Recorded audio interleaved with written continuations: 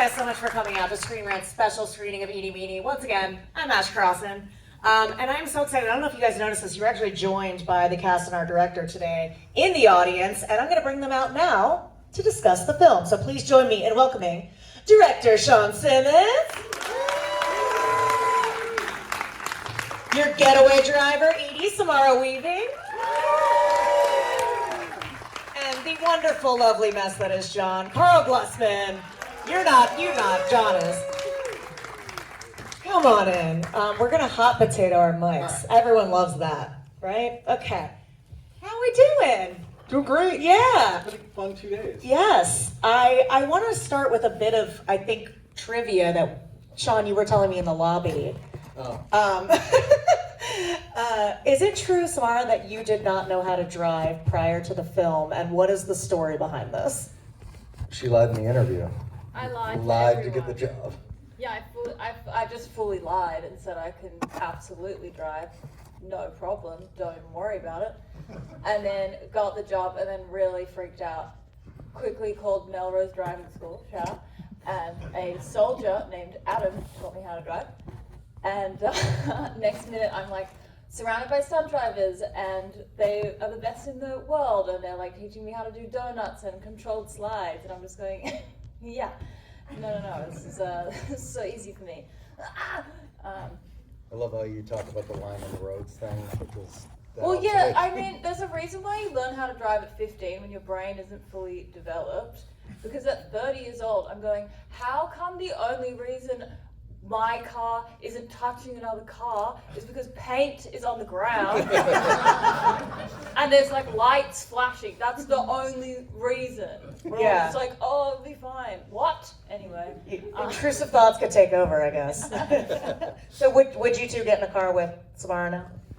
Yeah, I think so. Carl had to. I had to. Or what was your experience, Yeah, that's right. Carl? Oh, wait. We only have one. Well, when I get in the car with Sam, there's a man on top of the car also sort of controlling it. So. Yeah. And he's a really good driver. But, you know, I trust Sam. I trust you. So the takeaway is always lie on your resume. Yep. Always. Fake it till you make it. Fake it till you make it. Now, Shawn, you've worked in TV, Right. but this is your first feature. So what made you want to tell this story now? And also, what were some of your major influences going into EENIE MEANIE? When I pitched for the job, it was Rhett Reese and Paul Wernick. We were in a meeting with 20th. I had written the script, and suddenly, we were talking about. I think Paul had said like, "Who's David O. Russell but does car chases?" Kind of thing. And that's a hard thing that doesn't exist. And we talked about it a long time. And suddenly, Paul Wernick out of the blue says, "Let him do it." And I was not, I'd worked on Wayne, and by the end of the process, a lot of people were going like, "You're going to direct, right?" As a showrunner, they were like, "You're pretty picky about everything from buttons on your shirts to hair and music and every, script and everything." So I started to think about it, but didn't take it seriously. And then Paul Wernick very quickly made me take it very seriously when he offered me up as director of the movie. And I went off and did a pitch deck 2 weeks later. And the funniest movie is just kind of as far as inspiration and what was going to make, and I think everything I make has these things in it, which was The Apartment, Before Sunset, Raiders of the Lost Ark, and Step Brothers. Yes. And if you kind of look at that movie and look at my TV show, you're like, oh yeah, I see a little bit of that and everything. So yeah, those are the things that kind of influence this movie. And I kind of always take a kind of genre shell and push. My mother raised me on Terms of Endearment and Ordinary People, and my dad raised me on Conan the Barbarian and Death Wish. Yes. So you kind of push that through what I was raised in, which is indies, 90s stuff, and you kind of get, this thing. Yeah, you got some backup in here, I heard it. Yeah, there you go. Sam, when we meet Edie in her adult life, her day kicks off getting pistol whipped and finding out she's pregnant. And then it just kind of keeps going from there. She really can't catch a break. So how do you approach someone that's just constantly being tested from the start? And what was your kind of favorite aspects of this character? I mean, she's so tough and like funny and gritty. And I mean, Shawn just wrote such a great character. I just fell in love with her on the page. I think what she almost is like the audience's perspective in the movie, because she just encounters all these insane people and it's like trying to make the right choice, but is human and, you know, loves this dingling. So, you know, it might make some questionable ones, but it was just a joy. And Shawn just made my job so easy because I didn't have to do much. It was just on the page, you know. I was just excited to do it. Yeah, and you mentioned the dingling, which is John. We meet him, I mean, in quite a vulnerable way. He's nude and getting his ass beat. Yes. My dream date, cute. At what point in filming was that scene? And Fairly early. It was cold. It was cold. I swear it was cold. Sure. No, it was. What was that, week 2, 3? Yeah, it was early. It was early on. We had Randall Park first. We sort of started with Randall. It was very cold. It's always when I have the least amount of costume on. The weather sort of you can predict it that way. It'll be the opposite of whatever your costume is. Sorry, what were you saying? I was gonna say, it wasn't even a shutdown set. You know, we had him completely naked running. Yeah, out of make it that a party. building. Yeah. You know? With There the was- public. That was like a block party. It was just the whole project. So they didn't lock anything off. There's this Instagram account called This Is Cleveland where you can post strange and bizarre events in Cleveland. And at a certain point, people on their balconies were reporting this crazy white boy running through their neighborhood with no clothes on and also like no penis, because it's like there's like a cover-up thing. So there's no he has no penis. It's like a human Ken doll in that That's situation. why I hired him. Oh. It's my dream is to be the person on the Citizen app, you know. But how did you strike that balance? Because he is, you know, he gets into all these I mean, how many days a week do you think John is like in a pickle? I think, how many days in a week are there? I believe there are 7. Could be 8. I don't know. I'd say 8 days a week he's in trouble. 25/8. Yeah, you know, but the thing is, I think that he's never dismayed by the trouble. I think it's like a stray dog that, you know, can't really think more, you know, like more than like 2 minutes at a time, you know, it's sort of, and then it's like resets. You see, you know, he's like, his life is threatened. Haitian Tim is gonna rip his bones out through his skin, and then 2 seconds later, he's like sucking on his fingers, eating Frito-Lays, being like, what are we gonna do about this? It's just very much in the moment. It's really how I approached it. Yeah, and there is something like very beautiful about the relationship that you want to root for. How was your relationship similar or different from EENIE and John's? How was your relationship on the set? How was our relationship? Yeah, how was the relationship? What did you fight about? It was awesome. Well, what did we fight about? It was mostly like Sam being like, that's how you're gonna play it? Really, like that? Are you sure about that? No, she was the best. We spent a lot of time in that car together, and if you don't get along with someone, that can be a very hard job. And Sam was always very supportive, you know, and despite, no matter what was going on in my personal life, Sam was always there, always had my back. And she's very easy on the eyes, so it was. So for me, it was great. Right here in front of everybody. I just was nice to him because he has a really cool dog. I get that, yeah. What kind of dog?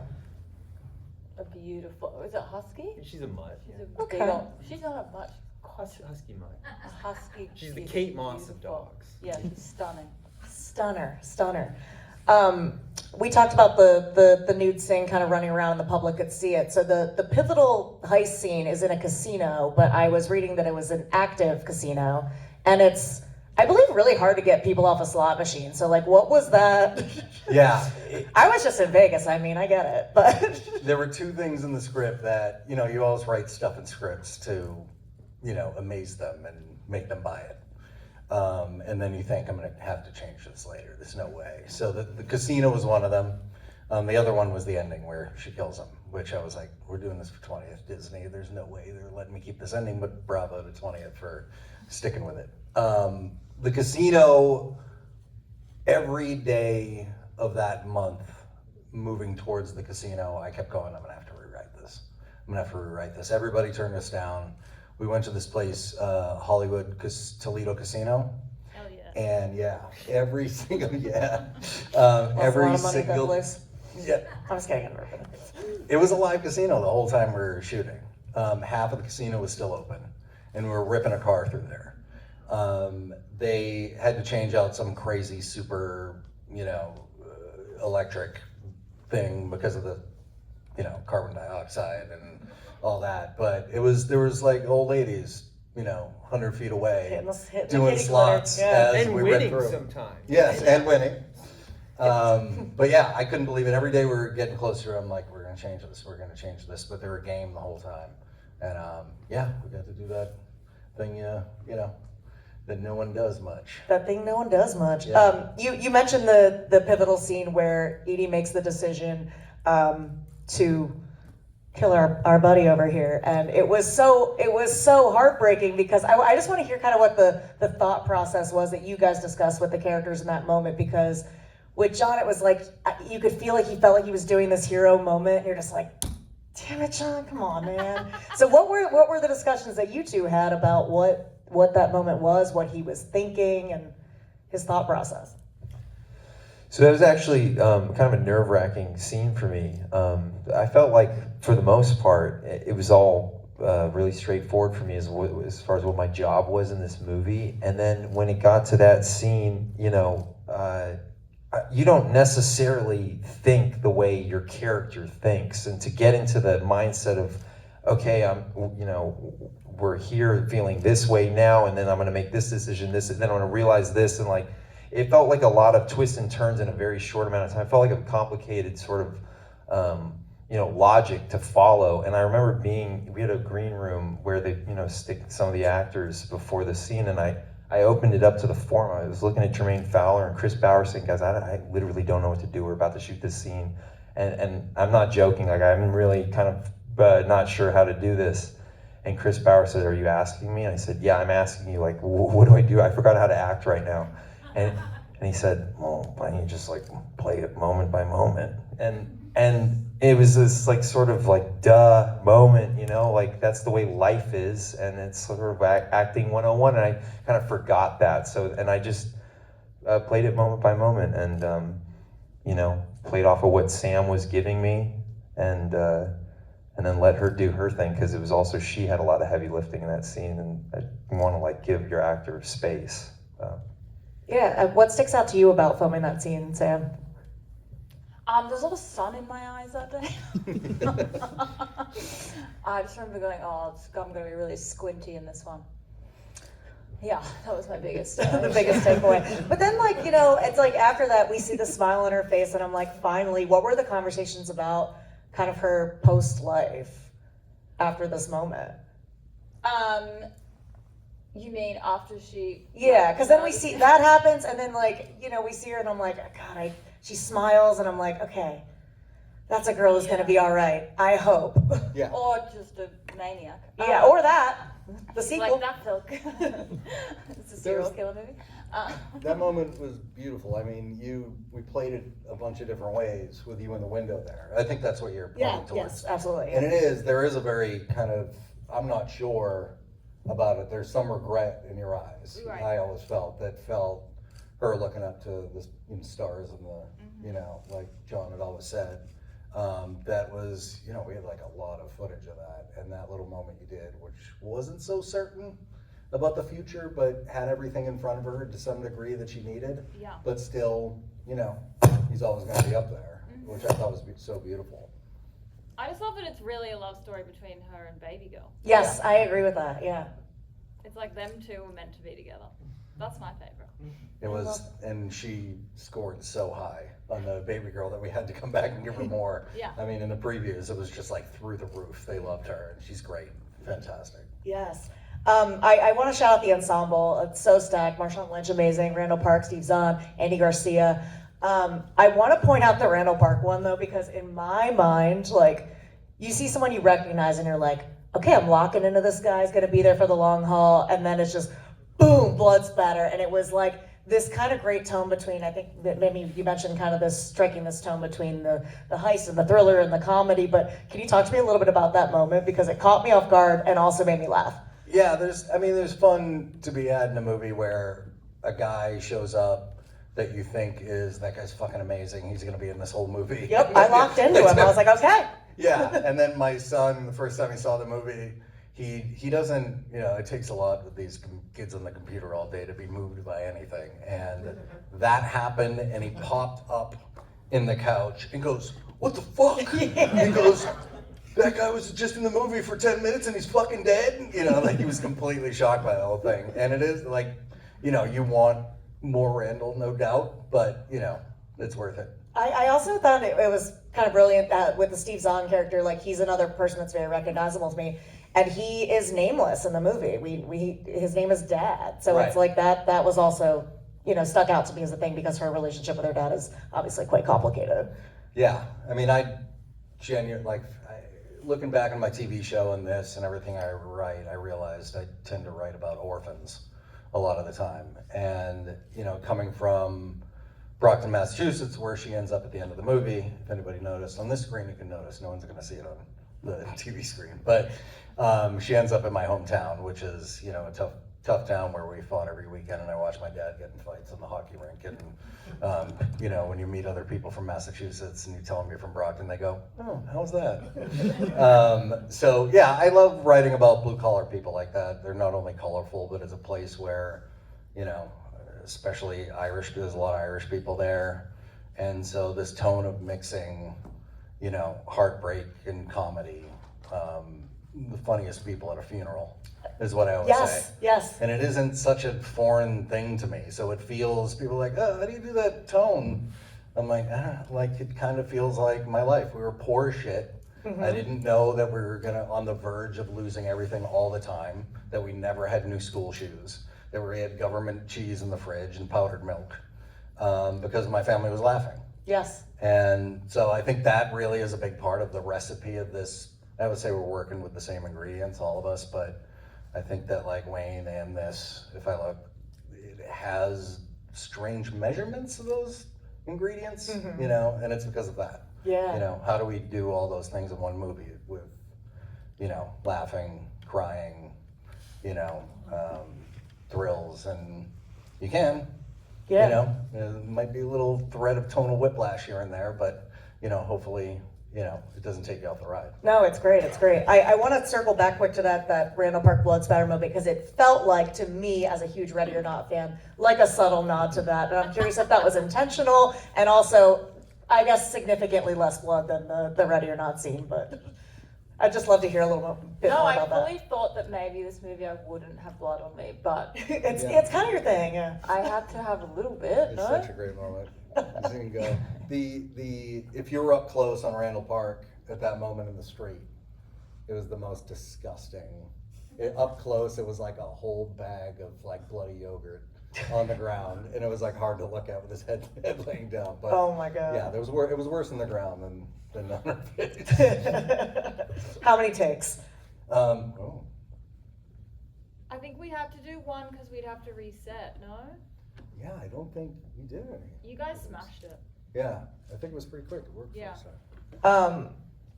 Samara, you have Ready or Not, EENIE MEANIE. What's the third children's game title that you would love to do? Someone said this the other day. I never put. Don't Wake Daddy. Together. I Yeah, didn't what's either. the? I know, right? I know. Yeah. What's the next one? Well, Hopscotch, the musical. Or something. Which ends with blood spatter all over your face. Of all the quintessential heist roles, there's like hacker, muscle, getaway. What else is there? The brains, I guess. Which role do you think you would be the best at in real life, and why? Do you want to do that? The driver. I actually beat our stunt guys at the go-kart track twice. But not the driving. Not the drivers, but I would have no qualms challenging them. I might lose, but I'm so down. You gonna let him take that title? Yeah, his dog is cool. Fair. I don't know what I'd be. What would I be? You're pretty cool and steady. What is I that don't person? know. Cool and steady. Yeah, I'm not. Yeah. I think I'd be the what are you when you distract them?